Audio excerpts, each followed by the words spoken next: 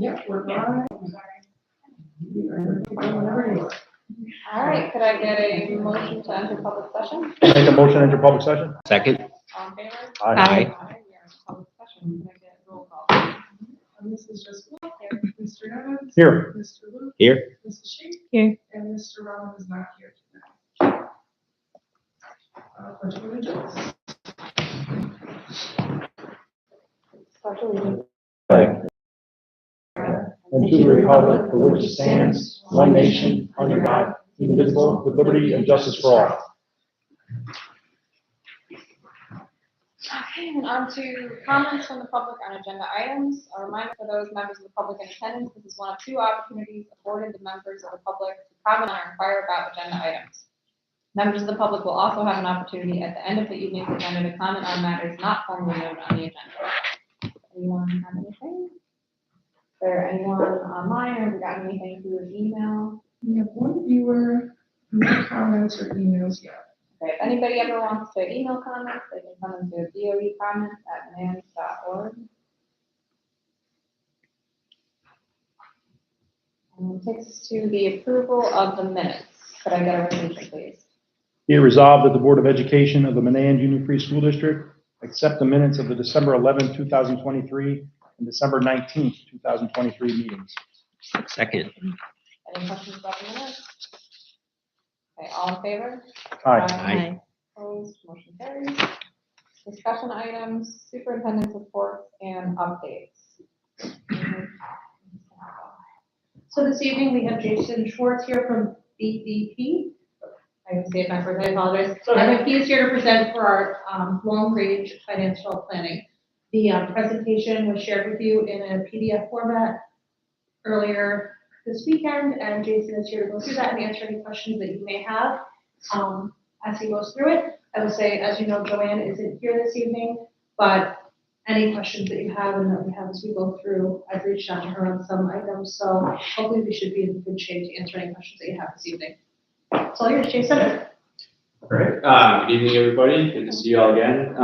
So as Jen mentioned, we've been going through working on the update of the long-range plan that we've done each year the past few years for you. So we're going to walk through that tonight, kind of what some of the updates are, talk a little about the capital side, and also just what future projections look like. So if you'd like to scroll down to the next page. There. Next one, the table of campuses. Okay. So just as a reminder for anyone or an introduction for anyone who hasn't seen this presentation before, just very high level, what is a long-range plan and why do we do it?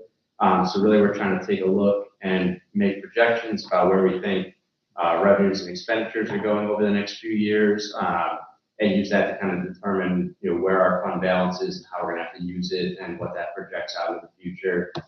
Helps give us kind of a baseline, starting point to look at as we, make any decisions about, new commitments as a district, whether they be capital, instructional, programmatic, things like that. And most importantly, long-range plans are not, static documents, and they're not your budget, right? So what we're going to talk about tonight, we're trying to make some realistic projections. We're not saying that this is what you should do as you're probably starting to get into the budget development process now. We're not necessarily saying that these numbers should be what you should build your budget for next year on, because naturally you might want to build some conservatism into your budget for the unknown as you go through that. So we're trying to look more specifically just at projections where we think we'll actually wind up not building a budget here as we go through this today.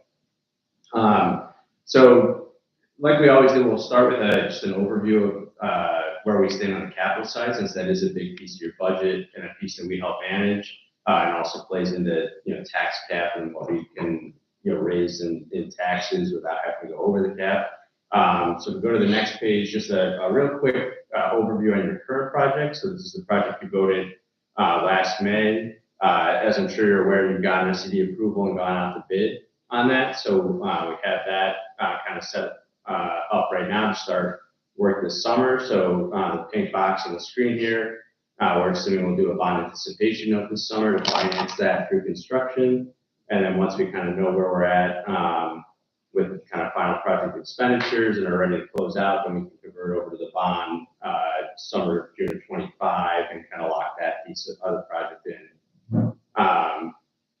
next page, kind of the overall view of where you're at right now. So you can see this is just kind of the summary of all your existing debt. So this includes both the 8 million authorization we did a few years ago, as well as projections for the current project. You see the debt service in the middle of the column there, and then the building aid that you're getting back on that. And then where we really focus in on is in that column F on the right-hand side. That's the local share, or the piece of our projects that we're paying from the tax levy. So as you can see there, and as we've talked about before, you're at about 300,000 in change right now per year. But you'll see there's a drop off coming up in the 28 year. So that's that opportunity we've been talking about over the last couple of times we've been here for a potential future project that we could have that could fill in that drop off for retiring debt service without having any additional tax impact if we time it right. So on the next page there, this is just kind of visually what that looks like. So again, where those bars drop down beneath the black line going across the page, that's kind of our space or our opportunity to have a new project come on with no new tax increase, just kind of replacing what's already in the budget with new project needs.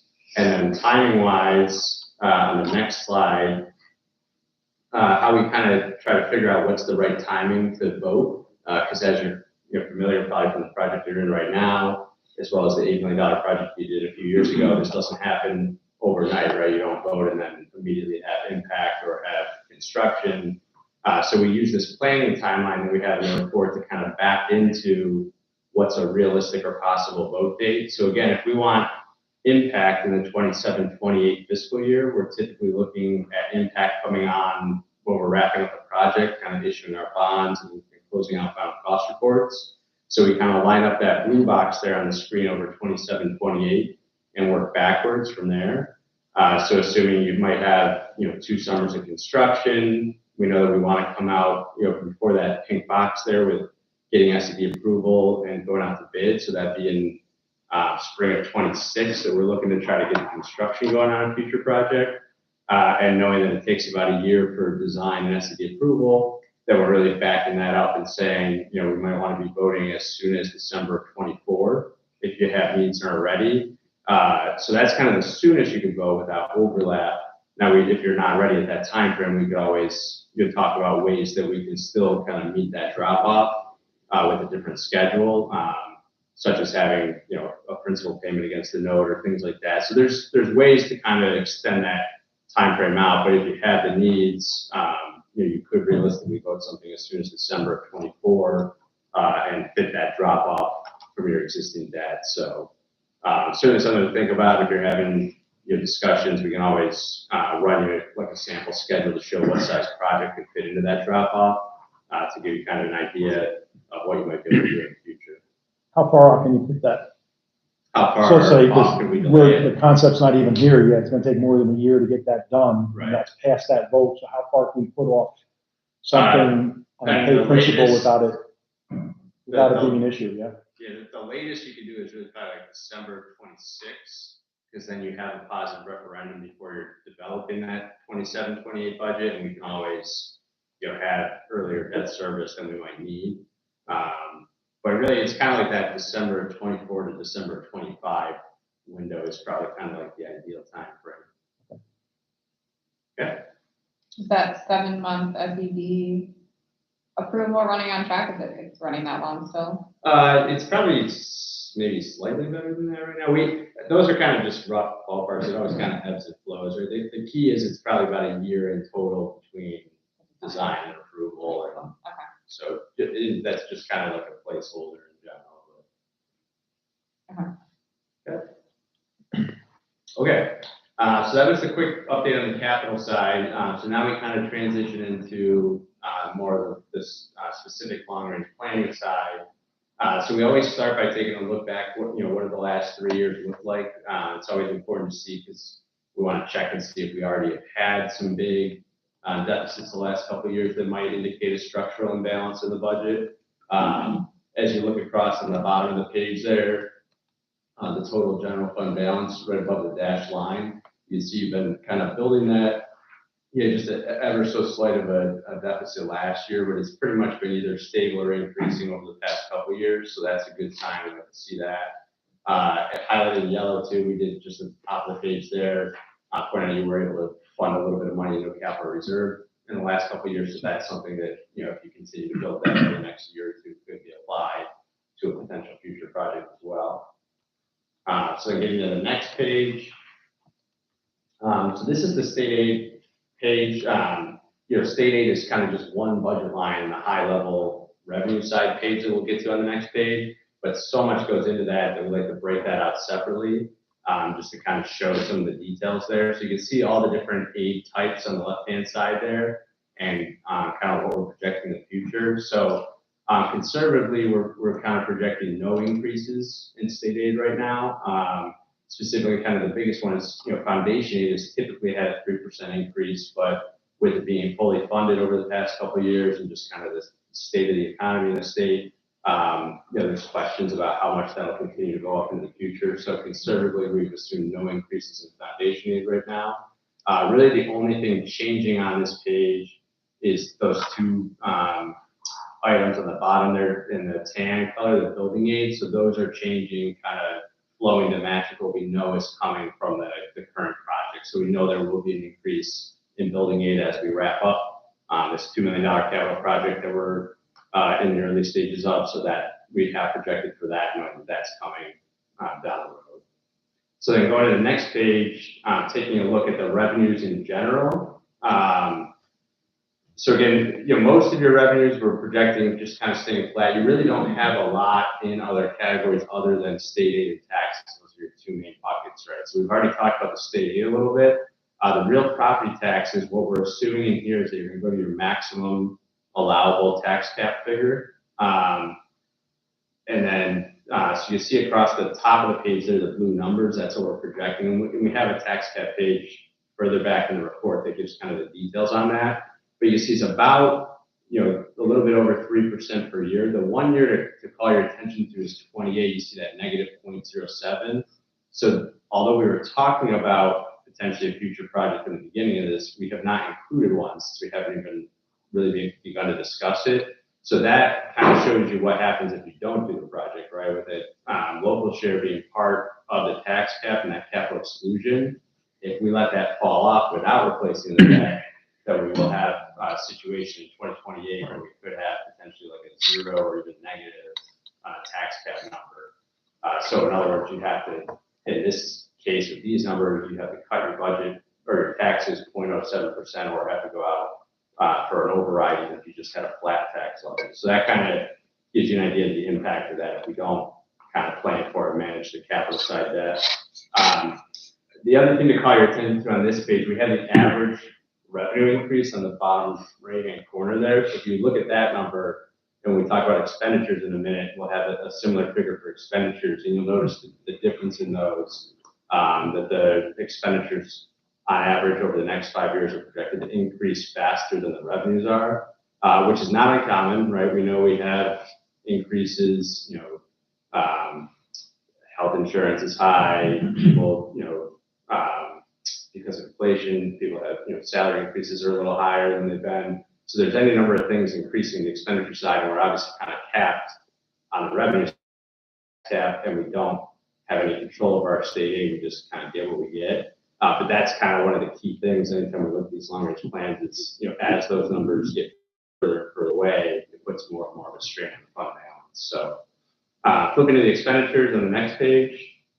So we have this kind of a very high-level summary of your expenditure budget. Obviously, if you look at your appropriation side budget, it's much more detailed than this, but we kind of boil it down to some key categories. Just a couple things to call your attention to on here. The transportation line, we've kind of just assumed, normal increases on that for this, but that's something we'll have to keep an eye on kind of into the future as well, because, as I'm sure you're aware, with the electric bus proposals in the state, you're lucky in the sense that you don't have your own bus fleet to manage in that regard. But obviously, everybody in the state has to comply with that. So, you could potentially see some larger than normal increases in your transportation contracts when those come up for renewal.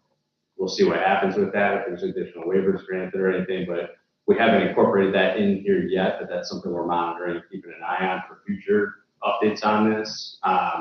And, you know, like we've talked about before, I'm sure, kind of one of the biggest pieces here is that hospital medical dental. Obviously, we know that those, you know, insurance is going up pretty significantly, so that's probably the single biggest, you know, driver of those increases on the expenditure side.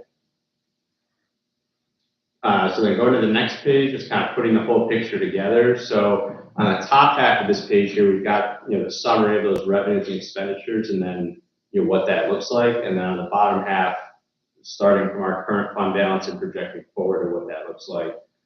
So you see a lot of red numbers on the screen there. You know, that's not unheard of. That's pretty common as we do these updates for the reasons we've already talked about. So really the big takeaway from a slide like this is that's important to keep in mind is just, you know, we have a few years to kind of monitor the situation. We want to be careful in terms of long-term commitments, in terms of whether that be, you know, negotiations with bargaining units, you know, new program we're bringing on, any kind of long-term commitments, knowing that, you know, there are some red numbers out there. So if we're just kind of being, you know, fiscally responsible, then that can help kind of push that cliff off. Because as we said, you know, we are being somewhat conservative in this still. We haven't projected state aid increases really, with relatively high increases on the insurance side. So there's some things like that that could turn out better if we do proceed with a project and we don't have that 1 year that's the negative tax cap number, which is also holding down your ability to raise taxes a little bit. So there's a few things that could help this turn out better, kind of push those cliffs off a little further, but it's always, you know, just kind of a good opportunity to step back and know that, you know, this isn't kind of we don't have endless amounts of fund balance to use if we, you know, have to make some tough decisions at budgeting time. So, and then going to the next slide, this is the tax cap as we discussed. A lot of detail here, we don't have to kind of go through all the specifics, but again, just kind of two things to point your attention to. In the middle of the page there, we see the boxed in row, just showing that we're not showing going over the wall in the projections for this long range plan. So that's good news. Obviously, to the extent that the fund balance issues are there, if we wanted to, you know, try to alleviate those, you'd obviously, you know, attempt to override the cap and collect more money in taxes. But right now, we have not projected that.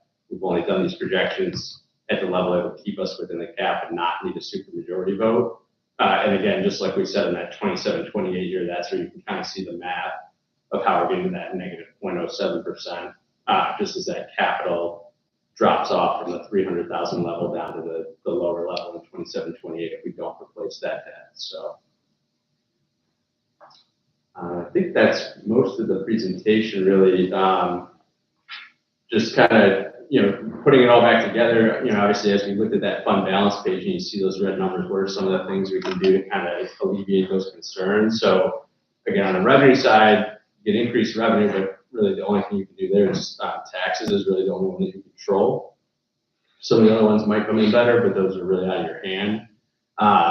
Decreasing expenditures, so again, reviewing contracts, looking at shared services, whether it be with BOCES, other school districts, other neighboring municipalities, if there's any kind of opportunity to work together there for cost savings, and reviewing program needs, you know, looking at situations, you know, if there's a retirement, is that a position that needs to be replaced, or can you kind of absorb that with kind of your current staffing levels? So keeping considerations like that in mind.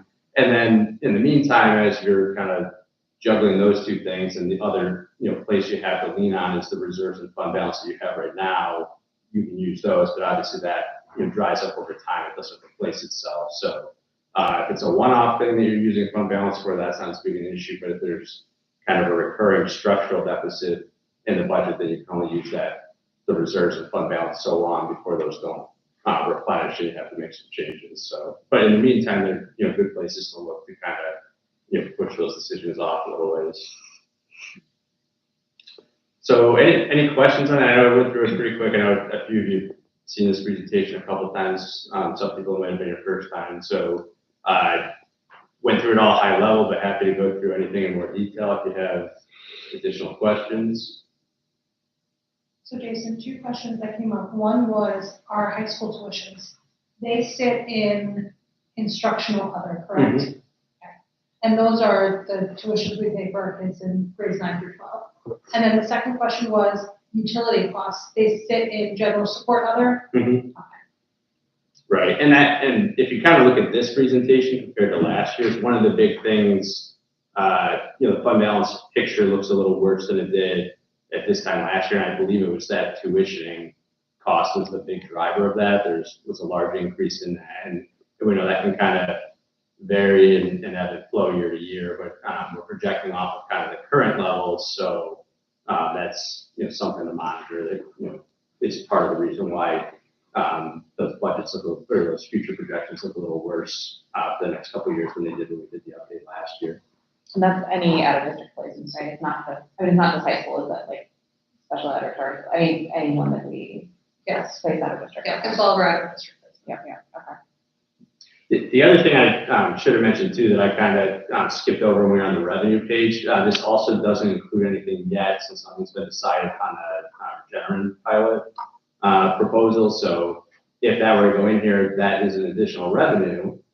So that's good. It would help, offset some of that fund balance, but it could have some impacts on the tax cap as we talked about at the presentation I did virtually a month or two ago. So right, it doesn't really end up being extra revenue, right? Because it comes out of our tax cap anyway. right, So if the cap drops and we kind of just go with that and don't override it to the levels that are projected here, that's kind of like a net zero. But if you did try to go like flat tax levy instead of giving taxes back and then get the pilot, it could then, but that again to that point we might do the tax cap override.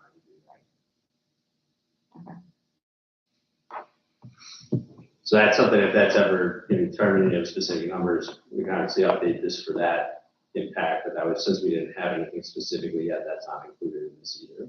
right, I think we're still waiting to see any updates in writing. We've been told that negotiations are still in process, but haven't seen anything in writing beyond their initial proposal. So unfortunately, we don't have any more specifics there. Right.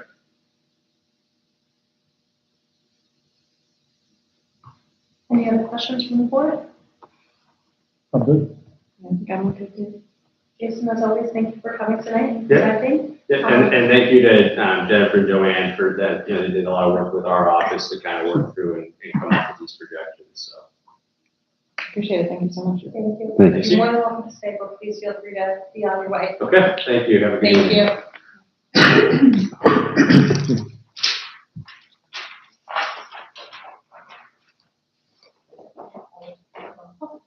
Next I have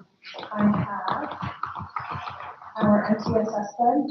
So, MTSS is the multi-tiered systems of support, and they, we've been working through that with our strategic planning, Jason. And tonight, it's one of the pieces, often when I do the update, that we run through pretty quick. But one of the reasons that I've asked Audrey to join us tonight and present is because they've done quite a bit of work, and this is how we support our kids who are struggling. When they're in the classroom and they're doing their thing and they're just not quite getting it and they need something extra, this plan allows us to have a formalized way of determining who gets the extra and what is the extra. And it's a way to do it, quite frankly, so that we are reasonable in our staffing levels, to make sure that our staffing levels support the number of kids that we need to support, but then also do it in a way that is systematic, so that if there is something going on beyond some intervention that is needed and perhaps rises to the level of special education, we have some really clearly documented means to show that we did intervene without success and there may be something more to look for. So Mrs. Frank leads our MTSS team. Mrs. White sits on it, but Mrs. Frank will walk us through a little bit of where we've been and where we're going. So last year we started a committee, and teachers, AIS providers, and support staff, as well as a couple of administrators on the committee. And really to create that multi-tiered systems of support framework, which is a goal on our strategic plan. So last year, we really worked on the academic side of things, which included discussing that tier 1, 2, and 3 instruction. So that tier 1 is the core instruction that happens in the classroom, right? All students receive it. And then focusing in on that tier 2 and tier 3 instruction. So we looked at how often that's happening, whether it's push into the classroom or pull out, small group versus individualized. We looked at all of that last year. We talked about a universal screener last year for academics, and we chose to stick with our one we had been using, NWEA. So we administer that 3 times a year. We spent a lot of time looking into diagnostic testing, so that includes our K-3 literacy assessment, as well as some other programs we use for different grade level bands. Just as a variety of things. So, NWEA is kind of telling us a general overview of where kids sit. And depending on how they do on that screener, we're going in more in depth with our diagnostics as needed. We selected an intervention platform, or kind of like a data warehouse for all of this data to sit in, because we kind of used a variety of like Google Sheets and things to share information, but after looking into about 5 different programs over the summer, we chose to go with one called Intervention Compass. And the great thing about that and the draw to that was that it imports a lot of data automatically, so it's kind of less on teachers and AIS providers. It'll pull in NWEA scores, you can send over state test scores very easily, and it really exports nicely. And then all that data, it almost comes up like a social media profile for each kid, right? How they're doing academically, and later on we'll add in some other components. We've revamped the instructional support team process a little bit, where we do meet on individual students who are struggling. So there's a referral process for that for teachers, and the team kind of comes together. And again, it's our instructional coach and our counselor, Wiley and myself attend, classroom teachers, AIS providers, and we really just sit and brainstorm strategies for students who aren't making as much progress as we'd like to see, and they are receiving these interventions most of the time. And then next, so work to date so far this year. So what we planned last year, we're kind of starting to put into practice. So again, using the universal screener, NWEA 3 times per year, and then the implementation of diagnostic testing is kind of helping to drive student-specific support. So depending how they do on those diagnostic assessments, how they did on state tests, and classroom observations and tests and things like that to determine whether or not they're going to qualify for AIS support. And what that support looks like. So skills-based instruction, we worked really hard last year and this year to have our academic intervention services be based on skill versus just the same grade level or schedule-wise. So if a student's really struggling with coding or fluency or comprehension, they're grouped by what they're struggling on, not by grade. Because you could have a grade of, or a group of 5 third graders all working on different things, and that's more difficult in that setting. So we're actually spanning a couple grades sometimes to work on skills. Our AIS providers and instructional coach spent a lot of time over the summer and early this fall revamping our literacy assessment and making it much more rigorous. So really going through step by step what we expect students in grades, kindergarten through third to know from a literacy standpoint. And then we've done some training around the use of Intervention Compass, that data warehouse system. So we did a whole group overview at a staff meeting where we kind of showed them everyone has access right now to see their students, to bring them up, and we encourage them to kind of just look at the data right now. And our AIS providers have received a little bit more in-depth training on Intervention Compass, because the goal is that they will start to use that for progress monitoring, and again, using that to determine whether students are going to qualify for those AIS supports.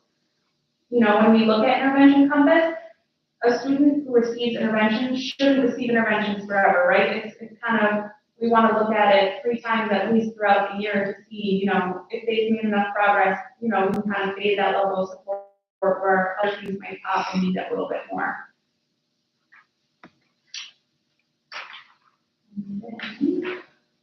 This is just a visual. It's a little hard to see up there, but it's something I created for staff to kind of assist them in order to know when they have to complete more assessments on students. So when they give out the NWEA, so we're doing it this week, for example, if your students score above the 40th percentile, we're saying they're good. Anywhere they score between the 25th and the 40th percentile, it's kind of like we're going to review their records, we're going to look at state tests, we're going to see how their performance is.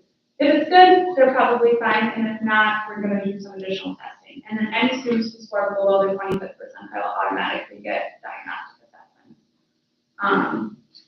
And again, there are exceptions to this. There are some students who are really not great test takers, but have, they're able to show us the skills in class, and that's why we set it up with some flexibility there. And then this year, so last year we focused on the academic component of the MTSS plan, and this year is the social emotional component. So far, we've met twice, and we've narrowed it down. We don't currently have a universal screener for SEL like we do for academics. There's no end of meeting in place for the SEL side. So we are meeting with 2 different companies on 2 different products to talk about screeners. And we've also talked a lot about Tier 1 instructions and what that looks like in our classrooms currently. So we have, programs that we use such as Fly5 and Responsive Classroom, and we want to kind of survey staff about the use of those programs and how they're using them now to make sure our Tier 1 instruction is strong, because if it's not, then our Tier 2, Tier 3 interventions will look different. So we just want to make sure everyone has a good handle of what's going on in class before we add on the Tier 2 and Tier 3 interventions. And then next steps for the rest of this year, we're going to continue progress monitoring of academic interventions and doing that through Intervention Compass. So a lot of our AIS providers will create goals that they collect data on pretty frequently to determine if they're making sufficient progress. We're going to design an IST grades 6 through 8 if we don't really currently have one. Our IST team typically meets for kids K-5. However, we do have a couple students who are. What is ISP? Instructional support. Okay. We have students at middle school who are not necessarily responding to intervention either. So really, their process needs to look different, but we need to have one in place. Doing a deep dive into those 2 social emotional screeners. We're also trying to review MTSS plans from surrounding districts that contain that SEL component. There aren't many out there, unlike academics. Everyone kind of had an RCI or MTSS plan for academics, but not as many districts have that SEL component, just because it would be good to look at what those interventions look like in other districts, right? We're smaller, so our interventions might look a little different than a larger district. Defining Tier 1 instruction for social emotional learning. So again, looking at our current programs and how they're being used. And then defining Tier 2 and Tier 3 interventions for social emotional learning. So planning what that will look like this year so that we can start to implement that next year. And our counselors, social workers, social psychologists, our support staff will be a big part of what Tier 2 and Tier 3 look like. Do you guys have any questions? So on your last slide, you had progress monitoring for the academic interventions, but do you have some kind of process for saying, these are our Tier 2, Tier 3 supports, and how long are kids staying on these supports, and, are kids progressing and moving off, and if not, do we need to reevaluate those supports? That's like part of your process to make sure that those interventions are doing what you want them to be doing. Yep, and again, in the past, they've kind of been taken providers will create goals and track them, how it works for them, and then have that data available to talk with the team to determine, is the intervention we're seeing appropriate? Are they making progress? Do we need to switch up what they're getting? But the goal is to do that in Intervention Compass so everyone can have access to that, and not just meet face to face to discuss, but really see week to week how they're doing. So if their goal is, answering comprehension questions with 80% accuracy, they can see, over time how they do with that. If that answers. It does. Do we have overall goals, like not just for the students? So like if, in theory, if these academic interventions are doing what they're supposed to be doing, the kids are getting them starting in kindergarten, as a school, we should be test scores improving, NWA scores improving. Is there some kind of goal there that's been set at all to try and look at, how are we, as individual kids, you'd expect to come on, come off, but as a whole, in theory, it should be improving over time. Yeah, I'll say, we've had AIS support in place for a while. This is kind of formalizing what we had already and then adding some, additional components to it.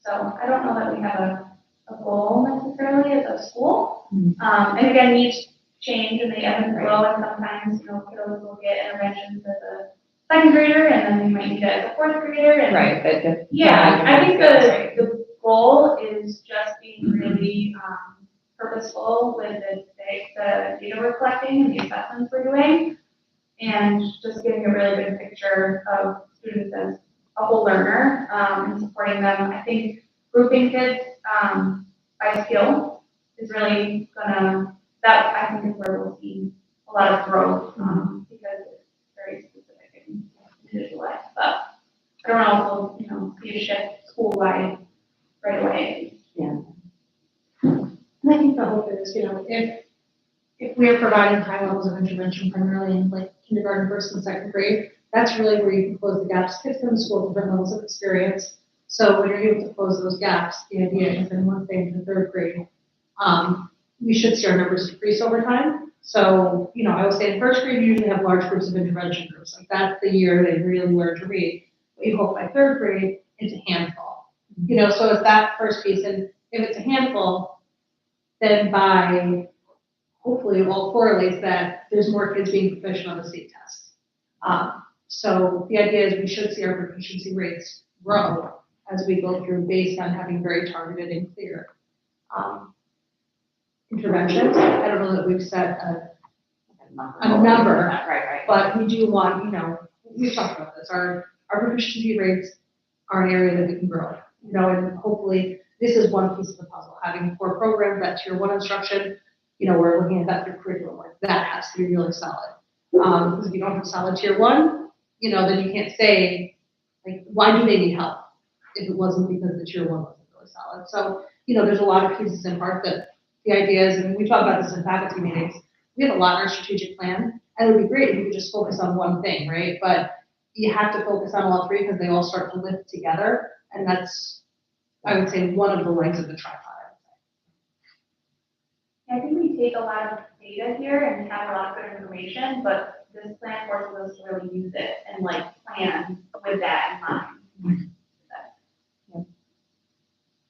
Does anyone else on the board have any questions? Well, thank you so much for Thank you. sharing that. Very helpful.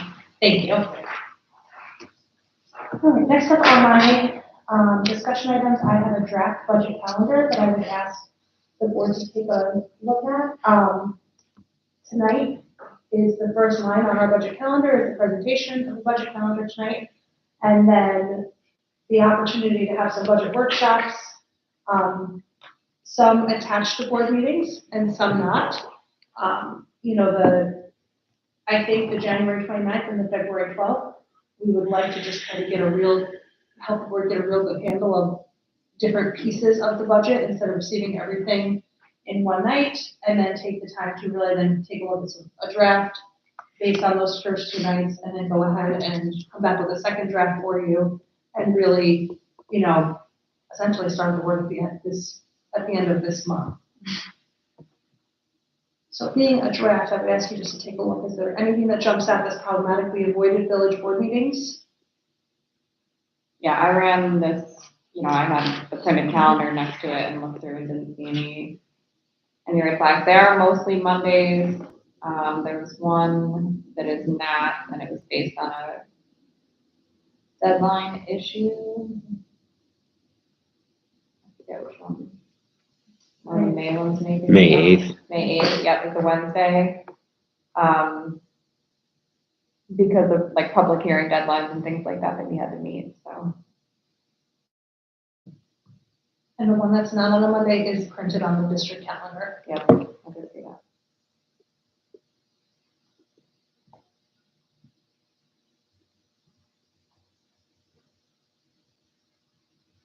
Any conflicts or issues?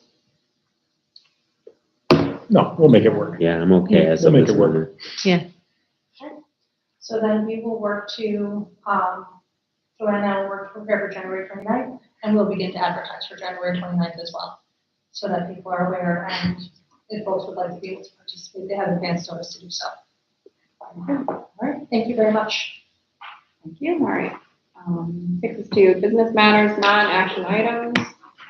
Enclosed for the information of the board are copies of the following warrants and claims audit report for the month of December 2023. When do we start to get into Bill's questions? Are some of these on there? That one is. Yeah. Yeah. So the first question was around check number 27489, which was warrant 835. This was a check that was reissued because of a void of 4. Amazon changed the billing address.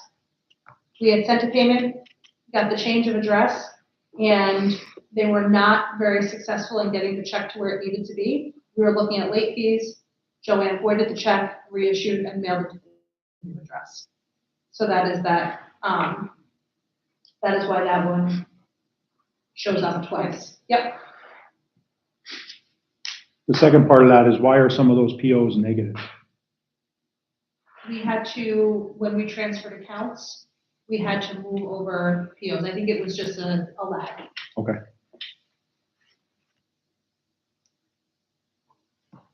Okay, awesome. Thank you. You're welcome.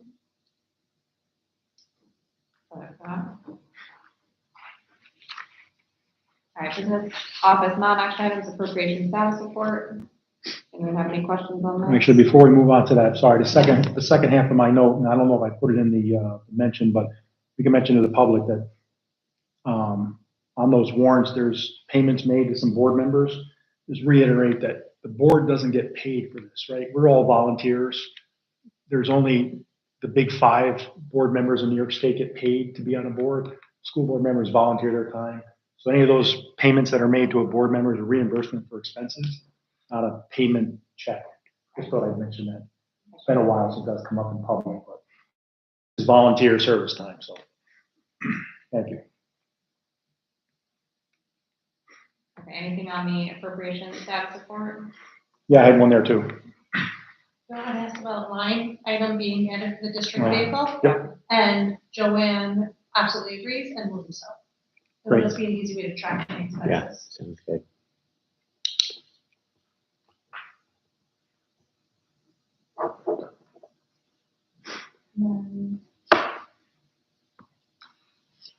And then were those checks along with that too? I didn't have anything on revenue status.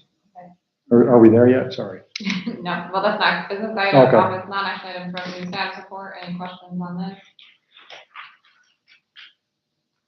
All right, business office, non-action items, budget transfers under $10,000.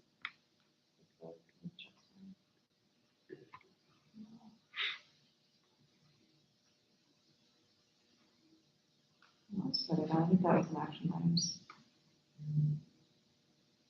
All right, any Three. questions on the budget transfers? No budget transfer questions. Okay. Business matters, action item, refund of real property taxes. I had a question on that one. Yeah, So we moved that to a non-action item. Okay. That should be a non-action item. Bill had sent an email and asked about it. It was originally under action items. The refund of real property taxes, we really don't have a say. Once the decision is made, we have to cut the check once it comes in front of the board.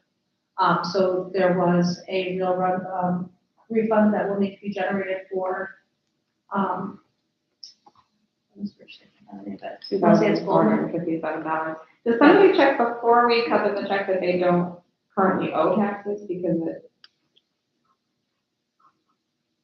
you know, at the bottom of this is like a bill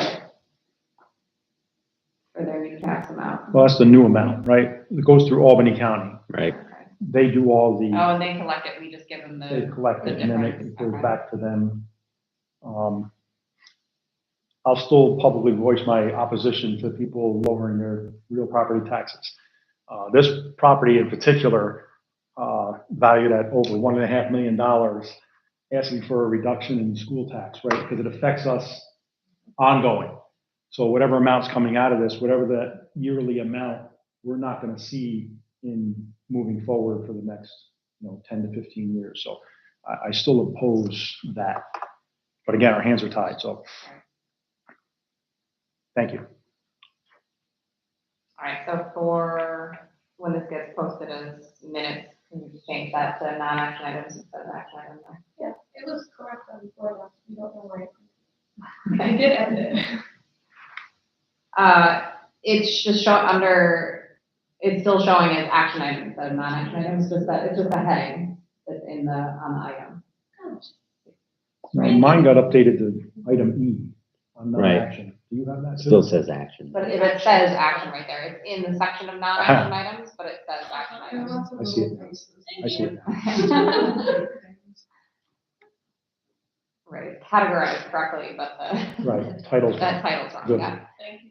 Okay, business matters, action items. Item A, treasurer's report, could I get a resolution, please? Be it resolved that the Board of Education of the Manans Union Free School District approve the treasurer's report for the month of December 2023. I second. Are there any questions? I had one on that. Go How long do we keep checks that are not Don't cashed through cash. the account? How long do they stay on the books? So we usually do about 6 months. The challenge with some of these are they are families. So it's just like, I don't know that should make a difference, but like when we look at the list of the $4 refund checks from, it's those, it's hard to have a family go and say that we voided the check. So I think Joanne tends to leave them on a little bit longer. But when I spoke to her today, she said the general rule of thumb is 6 months. There's one on there for county waste that's like a year and a couple months old.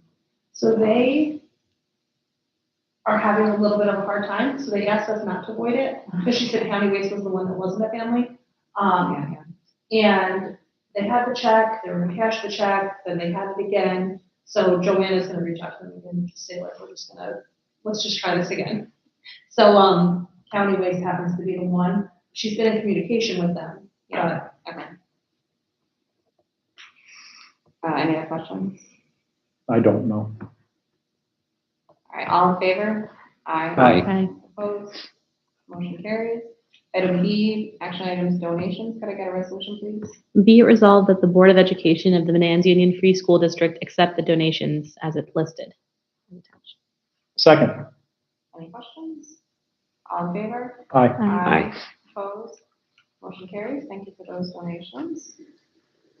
Item C, action items contracts for approval. Could I get a resolution, please? Be it resolved that upon the recommendation of the Superintendent of Schools, the Board of Education of the Manans Union Free School District hereby approves the following contracts for the 23-24 school year as listed. Second. Any questions about the contracts? I did. The Louisi contract for paving, very specifically says in there about section 5.18, referring to Article 9 of section AIA, document 201 to 2017. We could be charged for additional amounts in the contract, but there's no specifics on what those amounts are. Where do we find that from? I brought you a copy Great. of Article 9, and I would say for the board, there's 2 places where it could be changed. One would be in section 9.12, which would be unit prices, but we do not have unit prices in our contract, so that one does not apply. The second one It's not is, like yardage or, it's not anything, okay. the one though where we could incur charges, and this is, probably one of the hardest things going through a building project that causes some of the most problems, change orders. So if there were change orders put in place, that is where we could incur more costs. And the language actually says that we make payment on the balance due for the portion of the work that is fully completed, and then that there's an approval process for anything that's in a change order, and then we have to pay that afterwards. We can't withhold all payment if there's change orders that come through that we decide upon. So after substantial completion of the work, final completion is material delayed through no fault of the contractor, so Louisi hasn't done anything, or we issue change orders affecting the final completion, the architect and the owner, which is us, has to confirm. We shall, under application by the contractor, and has to be certified by the architect, and without terminating the contract, we have to make payment of the balance due for the portion of the work that is fully completed, corrected, and accepted. Then, once the remaining work is fully completed and accepted, change orders, They shall be submitted by the contractor to the architect and the owner's representative prior to certification of such payment.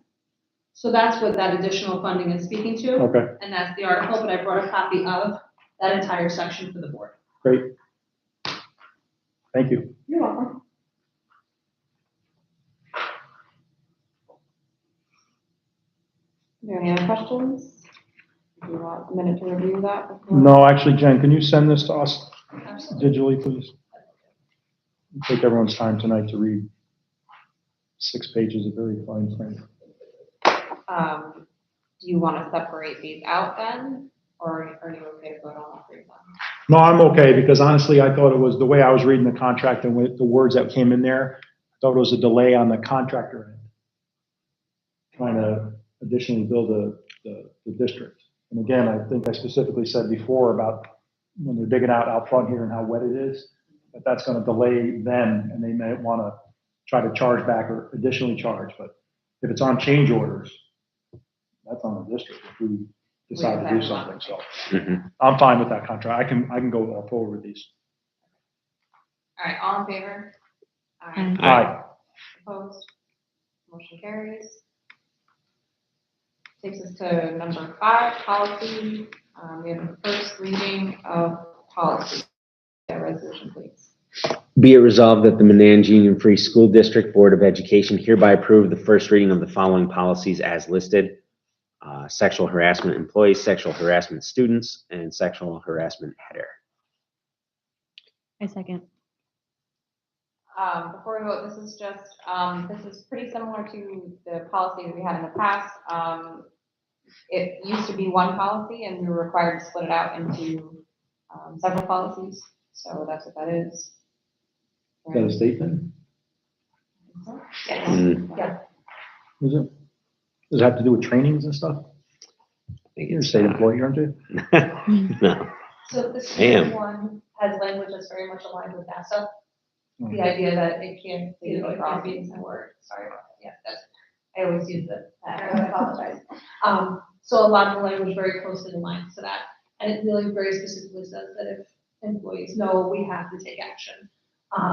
And then, you know, those sorts of dignity for all students acts. It just takes the policy and really just drills down for kids.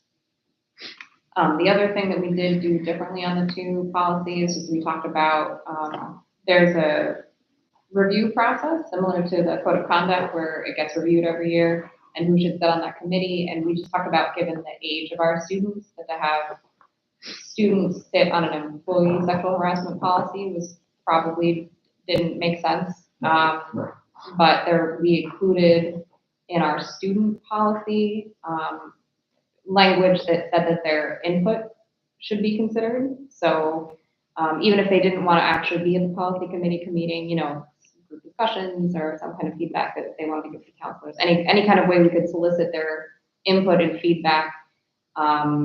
You know, it's not just the explicit sexual harassment you think about, but like cyberbullying, things that are happening on, you know, social media, things like that are covered under this policy. That we said it might be beneficial to have student input on some of those things. So that's included in the student version of the policy.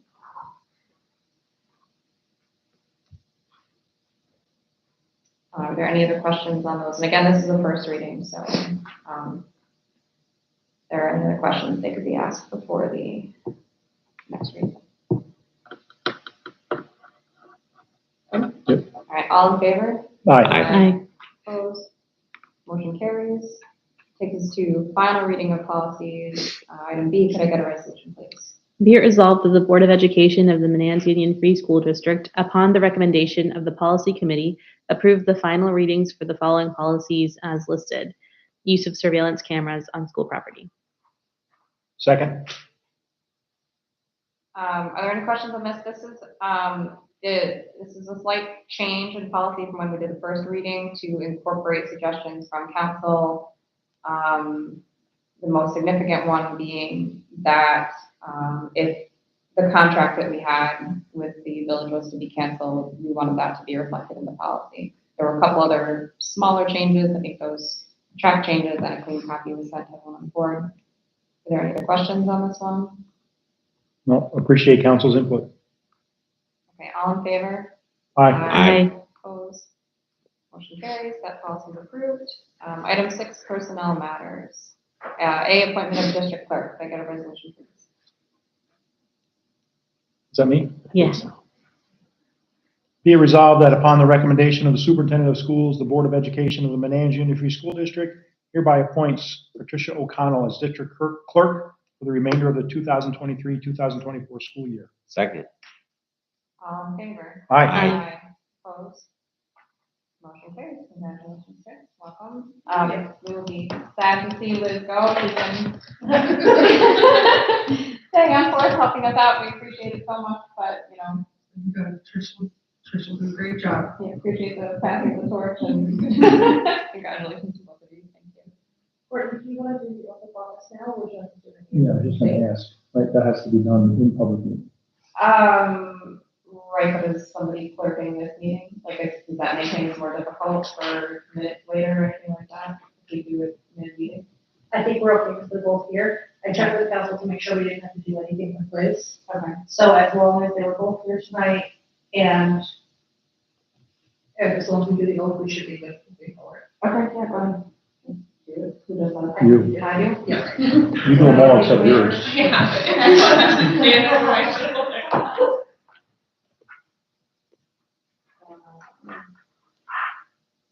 Do you solemnly swear that you will support the Constitution of the United States of America and the Constitution of the State of New York, and that you will do duties of district clerk according to the best of your ability? I do.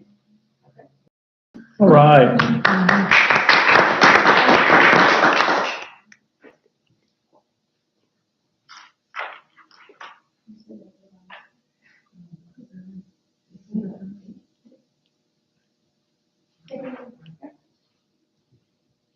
Liz, thank you so much for staying on for us. We appreciate you staying on for a couple of months while we worked to find a replacement, and it really just helped the board continue to operate as it needed to without any glitches. So thank you very much for your time and your service. Thanks for keeping me around for a little while. Thank you so much. Liz will still be available for consultation. We still have an hour for her. I'll have to let you go.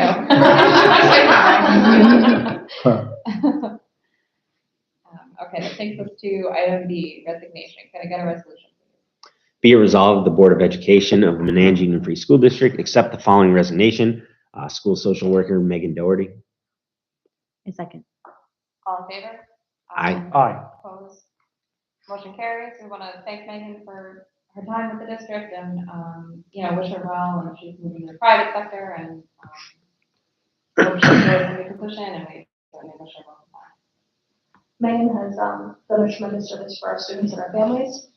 She really had come in and helped lift our backpack and our food pantry program. She has really worked hard over the last couple of years to ensure that students have all kinds of needs met, not just their food insecurities, but also medical needs. She's really done a nice job expanding the services that we have available to students. And then last but not least, she really opened the doors for a therapy dog program here. So we hope that that's something that we can have in the future. But she really, her contributions were many, and I wish her the best of luck in her future endeavors. Yes, thank you. Item C, personnel agenda. Could I get a resolution, please? Is that me again? I think it's me. Motion. Be it resolved that the Board of Education of the Manans Union Free School District approves the updated personnel agenda item as attached. A through Second. H. I'm sorry, are you gonna read it? Should I read it or are we You good? can just say aye. Okay, as listed. Second there. All in favor? Aye. Aye. Opposed? Motion carries. Item D, unpaid, sorry, go ahead. We have Beth D'Angelo here with us tonight. So Beth is going to be our new secretary to the principal. We welcome her from the Manans Police Department. She was one of the dispatchers. She will be joining us and working directly with Mrs. Wiley and Mrs. Frank and working to support the main office. So welcome back. Welcome back. The front desk is, it's tough, but it's fun. Get to see a lot of kids, a lot of parents. Hopefully they will be on at least for a while. We also have Tammy McNamara. She'll be joining us as a tutor. We have a student who's currently awaiting a special education placement, so she'll be working 3 hours a day with a middle school student to ensure, continuity of education while we await placement. special education placements are really hard to come by. So, you know, tutors are hard to find, and we are grateful to have them because, you know, we want to make sure our kids can get what they get while they're waiting. So thank you to Tammy. If you could pass that along for us, we would greatly appreciate it. Thank you. Okay, D, unpaid leave of absence, Senor Benoit, Patrick Benoit, can I get a resolution, please? Sure. Be it resolved that the Board of Education of the Manans Union Free School District approve the unpaid leave of Patrick Benoit, April 11th and 12th, 2024. Second. All in favor? Aye. Aye. Opposed? Motion carries. I'm hearing he's getting married. We certainly wish him well and hope everything goes great. Unpaid leave of absence, Brianna Bola. Can I get a resolution, please? Be it resolved that the Board of Education of the Manans Union Free School District approve the unpaid leave request for Brianna Bola starting Monday, January 8th for a minimum of 4 weeks. I second. All in favor? Aye. Motion carries. Item 7, Superintendent Program Recommendations, CSE, CPSE recommendations. Can I get a resolution, please? Be it resolved that the Board of Education of the Manans Union Free School District hereby approves the CSE, CPSE recommendations as submitted. Second. All in favor? Aye. Opposed? Motion carries. Student matters, enrollment update. Current enrollment for the year is 280. Item 9, administrative updates, business managers' comments. Have that play, but I assume, I am prepared to take take that. that. Yes. So, our business office vacancy, we continue to have our part-time account clerk, position vacant. Mr. Wayne Carmen, he has come to help out in the business office when we had a vacancy previously. He is a very experienced treasurer, works at Burton Club part-time. He will be filling in at an hourly rate to ensure that the accounts payable side of the district office continues to, run smoothly. He's been here for he's here a couple of days a week. Him and Joanne are working to set up a little bit more of a set schedule. But he is here, he's doing the job, and he knows it, and he knows it well. So he's an excellent person to help Joanne in that department during that time. And, while we really kind of decide what should that position look like. As I think I've shared before, we don't necessarily need a full-time account clerk. Our last person was able to do part-time account clerk, part-time communication specialist. It's not a real natural fit necessarily.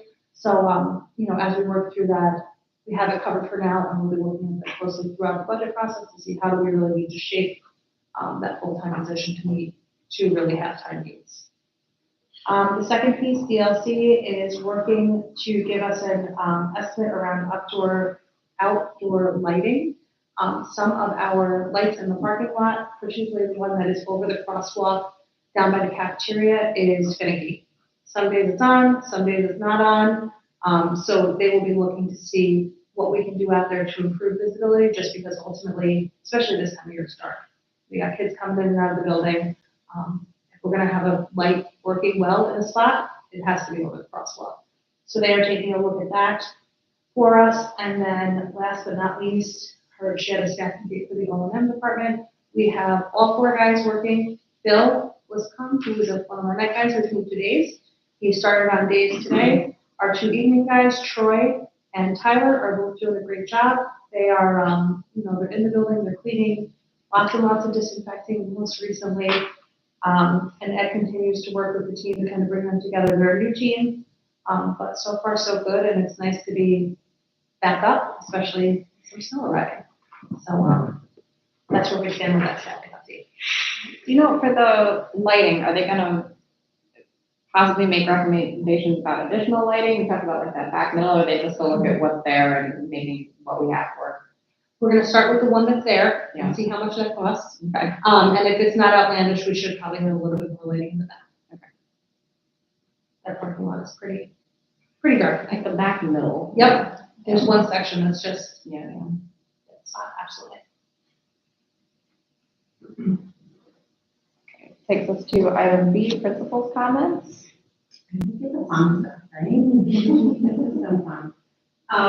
So just to look back on our month So eighth grade currently, I'm gonna put this out there for not only you all, but public, that we are doing a pet food drive.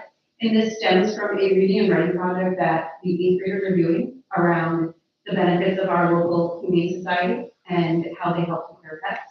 And they are doing research into the pets that are there and how many are there and how they could use support for more food and supplies. So there is a box out in the front lobby for food donations. And the eighth graders themselves, once it is ready, they are gonna deliver it to the Humane Society and visit the puppies and kitties and get to see the not piece of their labor, but the pets that will be benefiting from their work. So what I really like about this project is that it was based in instruction first. You know, they really did the research and they were kind of thinking about how they can persuasively encourage you all to help out our Humane Society. So if you find it in your time budget or heart to grab a bag of dry food or club food or whatever you like, there's a box out front for that to be brought. And the kids will be so excited to be able to do that. So, our first graders went to go see My Side. And the pictures of them are just adorable. They loved it. They had all types of fun exploring science. So that was a great trip for them in December. And then a good portion of rest of my, oh, look at this. So,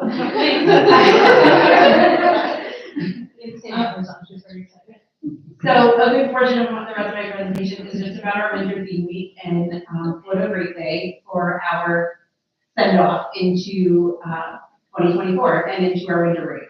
So I'll just kind of walk you through some of our days that we had. I'm sure some of you are familiar, but the one with Piscanavo was our like a snowman reindeer day. So people dressed in white, they had reindeer antlers, etc. That was really a great day. The one on the left is with the fellas is our bringing us into the New Year day. So people wore, you know, all types of New Year gear, whether it was sequins or, you know, what they would wear maybe to a New Year's Eve party or, you know, so that was fun. The kids wore some fun things.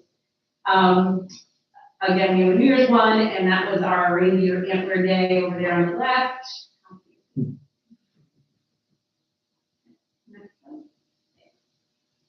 And, you know, PJ could not resist on our Grinch day. He was the ultimate best Grinch. It was really great. I have some pictures of him. I don't know if I can remain here. He was sitting at reading tables with kids, and he had more fun than maybe all the children in Vermont. He had a great time. So that was our Grinch day, and there's PJ. And our New Year's, that's his New Year's Eve outfit. And on the right, I thought I would just share that little kiddo there was benefiting from actually PJ brought in a bunch of toys from Toys for Tots.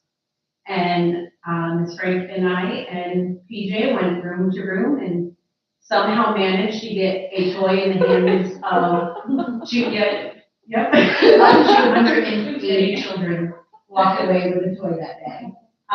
So that was interesting because we started at 2 p.m. Wow. We're gonna tussle. And so the key is you can't bring the toys into the room, right? Because you'll get pummeled. So you have to like hide the toys, and you gotta like get them outside the door, and then you're like, okay, don't put toys in the room, and the toys are out here, so they don't run all out one at a time. So, and then choosing is a whole other thing. We have timer, 3, 2, 1, go, okay. All right. So it was so much fun. They were so excited. They absolutely loved it. So that was great. And you know, we want to thank the Windows team for that. They helped out with that. So. And there the Grinches are. The 4 of us are the Grinches for the day. And then we have PJ Day over there on the right. So that was our pajama day. And we got up on the roof on the day before break and saw the kids off. So I had bought the costume, so I just had to go for it and get up on the roof. It was about -9,000 degrees up there, just so we're there. But it was great. I do it every day. It was great. So we had a good time up there. The kids enjoyed it. Is that one of the new roofs? You wonder your kid's best Is that friend. one of the new roofs?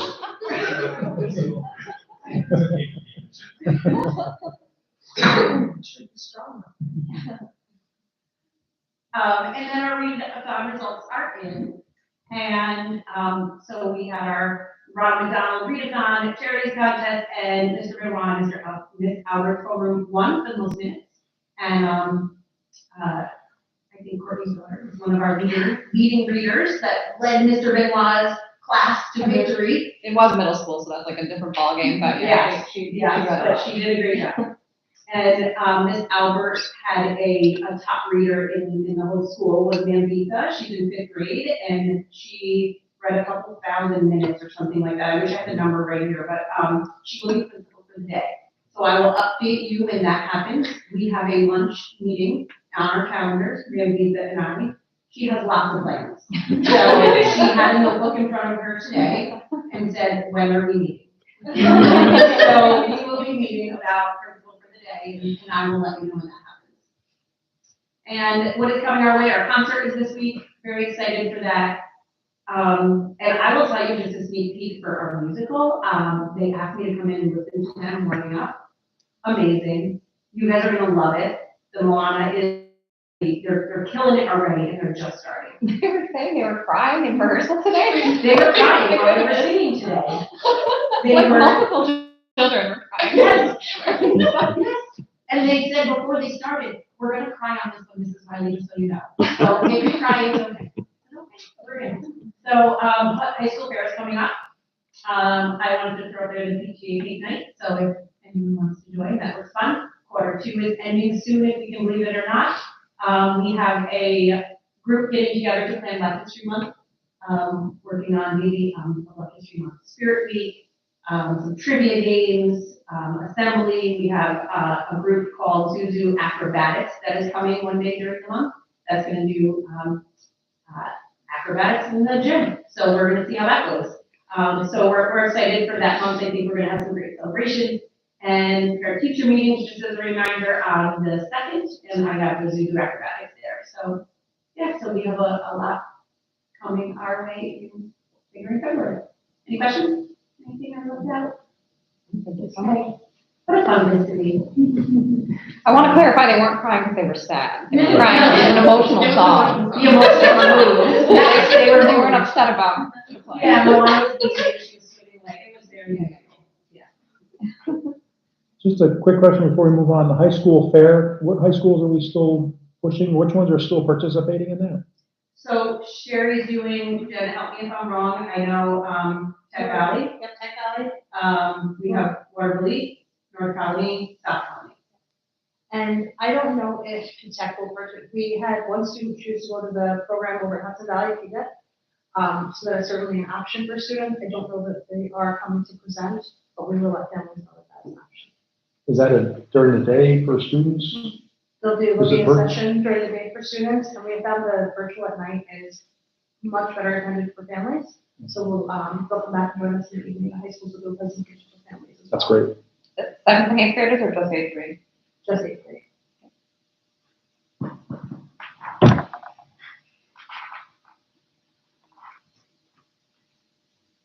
Thank you. That takes us to item C, superintendent's comments. So as you know, we have a social work vacancy. Mrs. Doherty's last day at the district is Friday. Mrs.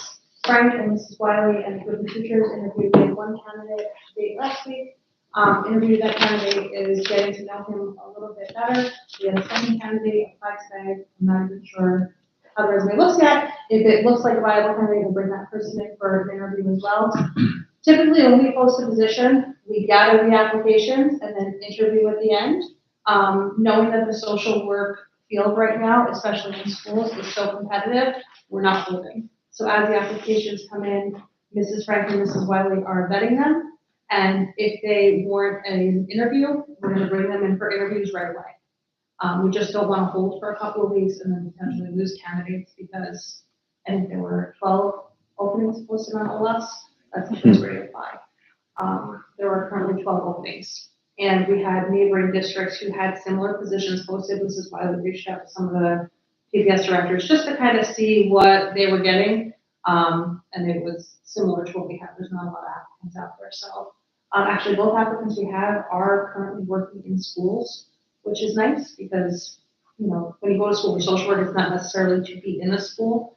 So, you know, you have this pool of candidates and then you pull a bunch up for the private sector and the medical field, and you don't usually have a lot of people left. So, they will continue to work. Part of our process is not only interviewing the person, but then bringing them in and seeing them with kids, right? Like that's a huge part of the work that we do and how they connect with their kids and how they do. And then if that is successful, we'll be looking for a final interview. And we're booking those pretty close together. So come in and see the kids, and then they get on my calendar sometimes that day or the following day. So we will work and continue to look for that position. As I've always said, I think it's really important, even though it's vacant and it's hard to find the right person, not just a person. And I will say that the folks on the committee and the administrative team here are really dedicated to that. They work with some of our most at-risk students. So it's important that we find a real solid person to come in, and this is sort of these big shoes, so hopefully we'll find somebody to come in and be able to fill those shoes and keep us moving in that direction. And then the second piece that I had under my updates was around NISTA. Michelle and Courtney were going to share the sessions that they had attended when we were at NISTA this past winter. Do you want to go first? Sure, I can go first. So I attended a couple of interesting sessions. 3 were kind of along the same line. So there was one on synergy, which was at the Mineola High School in Long Island. So not necessarily, I know we don't have a high school, but it was interesting because they basically structured it like a Montessori school, where like they give you the assignment and then, you know, you have to complete it in the time that, you know, whatever time that you think suits you, whenever it suits you, as long as you get it done by the deadline. So that was interesting, just talking about like the different ways that kids can manage themselves and giving examples. That was really cool. And then there were 2 on basically, so one was educational supports to accelerate student learning. And the other one was implementation, putting the plan into action. So those were talking about like just supporting students' needs. I think after the pandemic, a lot of schools are facing the same thing with instructional support. So addressing, supporting needs using evidence-based practices, much like we talked about tonight. And they had like a couple of categories. So number 1, like using a whole child approach was very popular. Doing a math spiral review, which is designed to give space and time between each skill set and concept before it's revisited repeatedly. And I've heard this also mentioned in, I think, concentric circles, where you give a little bit of time and then you revisit a key idea cyclically. And this is designed to sort of solidify the knowledge that a student learns, especially for students who are struggling. There is coaching connection, was one of the programs that the school talked about. So having like a high dosage tutoring is what they called it, which is built on relationship and connection between the student and the teachers, and just really like pairing them over and over, like so that they can develop that relationship. And then they had a wolves den where you can bring your homework and like get help with it if you need to. And then doing active learning by project. I think we do a lot of those things already. So that was a good one. And then they also discussed reading. So I actually also attended a neuroscience talk a couple of weeks ago on this topic. But they have this thing called Scarborough's reading rope, which says that language comprehension and word recognition are the 2 kind of pieces that weave together to make a skilled reader. And so usually I think there's right now, the reading is not using a phonetic approach, and I think that that's what schools want to get back to. I also saw this in Governor Hochul's, she's going to do like a State of the State address tomorrow, I think, and she has planned to reintroduce phonics-based learning, and there's going to be $10 million set aside to retrain 20,000 elementary school teachers in these evidence-based practices. So maybe we can take advantage of that. And yeah, then so that was kind of like the student piece of it. Am I taking too much time, or is it okay? Okay. So then there was one on diversity, equity, and inclusion by Eastern Suffolk BOCES. I have to say Long Island is very intense. Anytime they do anything, it's really, I love attending those ones because they're just so like detail oriented. So they were talking about DEI, of course, and they were basically talking about having a greater acceptance of all viewpoints. So to implement that, they do book studies. They have a DEI panel and parent family advisory council, doing cultural heritage months and doing equity walks. That just sounded sort of intense to me because they kind of like show up to every building unannounced and then just kind of walk around, which is great, but also seems a little intense. And then really, this was a good one. So they make sure to have anti-bias hiring practices. And so they really scrutinize each job description to make sure that you can have, like female applicants apply as well as male, because I think they were saying that I think they get like 70% more male applicants, or like females tend to not apply if it's like really listed out, like you have to have these qualifications. So that was interesting. And then just focusing on root causes rather than one-time fixes was another thing that they focused on. And then I was really interested in the electric bus one, just to see, like, understand more about that. And again, the Long Island people in the room really, like, before most of the presentation were over, they were like asking a lot of questions. So it was like really intense. But just, it seems like no one really has it figured out, even the people who are giving the presentation. So it's a little confusing.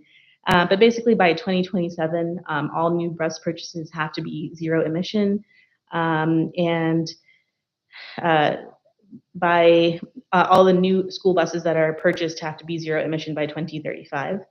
And the Senate is requiring the state to identify barriers to that 2035 goal.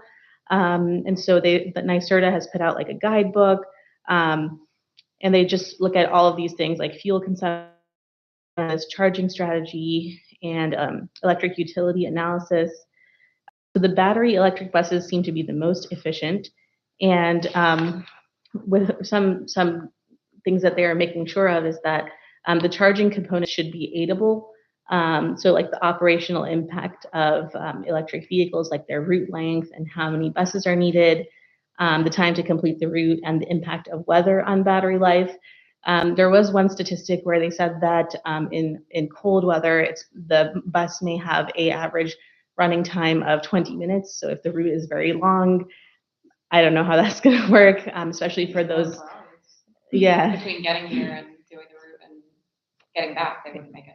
Exactly, and especially in those rural school districts, I know a lot of people were asking about that, and just even the cost. I mean, so an electric bus would cost you $250,000 to $400,000, but I think they said a diesel bus will cost you right now. I think it was $150,000. Yeah. So I mean, quite a big cost difference, and I wonder, how that will be passed on. Yeah, I think that's pretty much it.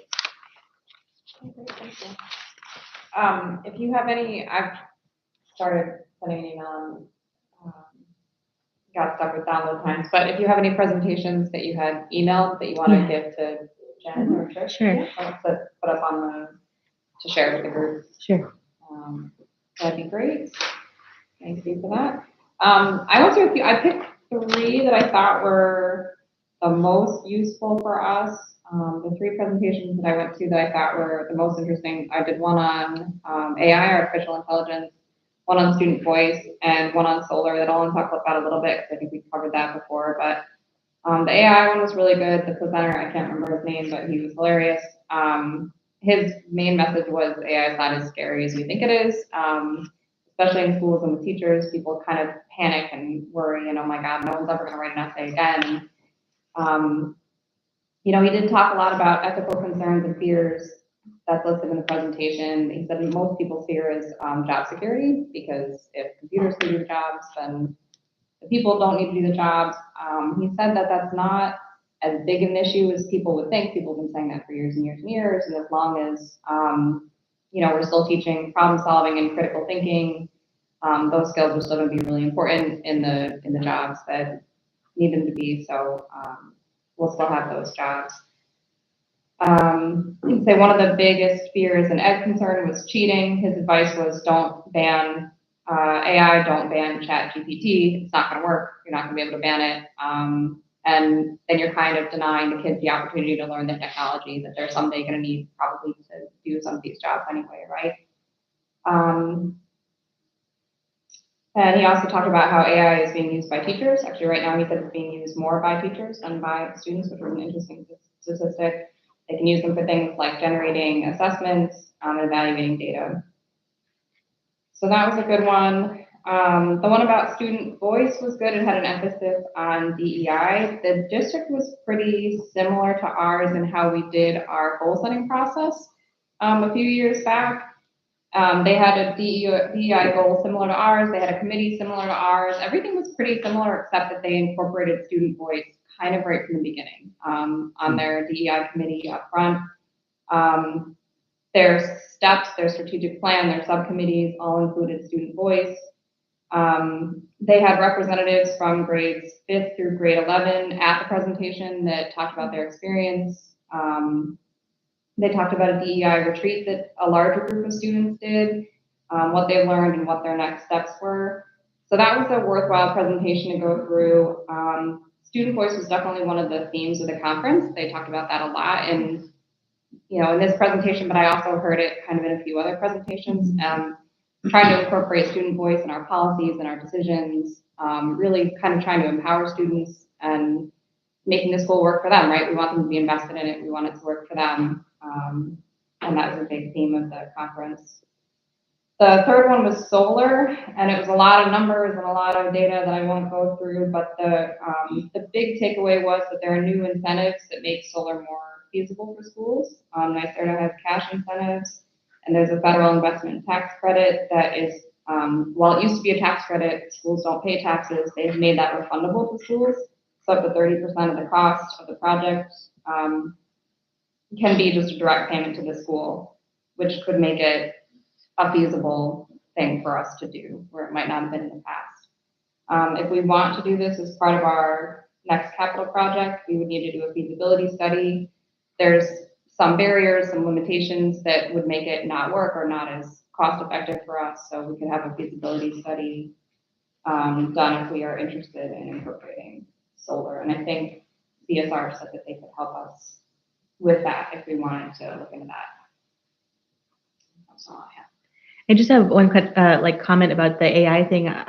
So I played around with ChatGPT, and I sort of felt like if you know someone, they sort of have like a writing style, or they have like a voice that that's their voice.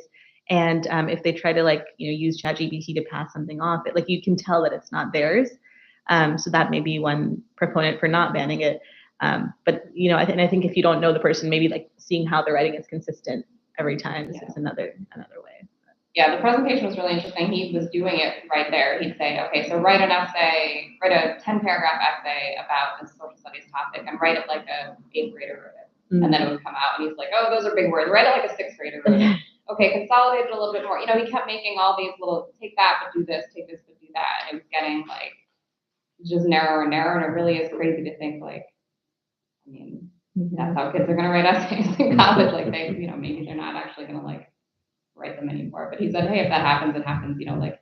The ways that we test them will change, the ways we evaluate them may change, but we're still going to want them to problem solve and critical think and do all those, foundational skills in reading and things like that we've always had to work on in schools. And teachers' jobs aren't going away. I'll be happy to know. It was he did this thing how different jobs and the risk of being automated, and teachers just really, really, really low on there. So, yeah, because of the uncertainty, I think.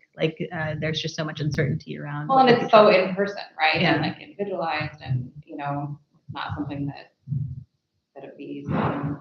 Yeah. Mm-hmm. All right, that's all I had. And I'll send you the presentations to put so that if you wanted to go through the slides. I think I saw the same presentation at an assistant super meeting, so very similar. It was very similar, and it was great. And it was interesting just to see, the fear doesn't, we just have to continue to evolve as educators in our assessment. But the good thing is that he taught me how to make my whole recipe for my whole Christmas dinner. Vegetarian Christmas I like beans. And it like does it. Yeah, so eventually you'll be able to, just push it out to Instacart and have it delivered to your house. Yeah, you don't want it to do anything. After the presentation, so I'm good. Yep.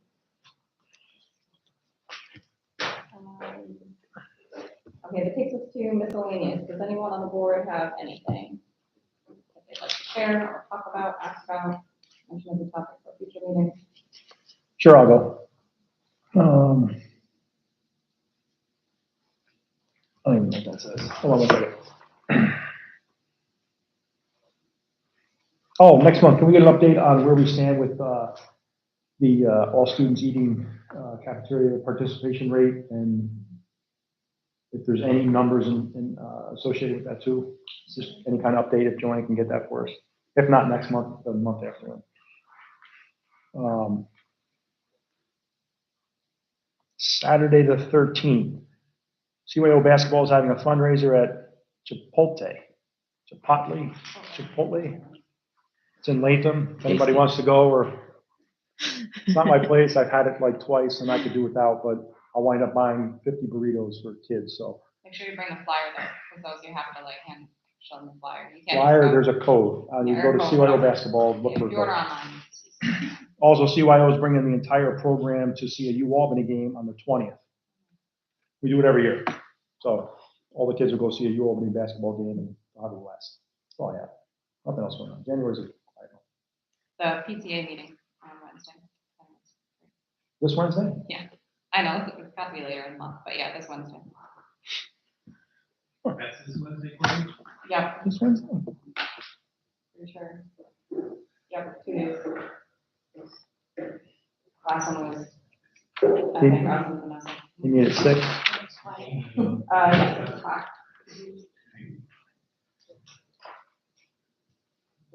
Thanks. Anyone else have anything? All right, takes us to public comment. Members of the community may address the board on agenda and non-agenda items. Does anyone have anything? Nothing online. Nobody else? Okay, so was the executive session, did you want that this time or next time? Okay, then, can I get a motion to adjourn? I'll make a motion to adjourn. Second. All in favor? Aye. Aye. Opposed? We are adjourned. Thank you, everyone. Thank you. Jen, I'm gonna give this back to you, and you could just send that to the board as a, That, Did you say we have executive session next doc time? thing. Is that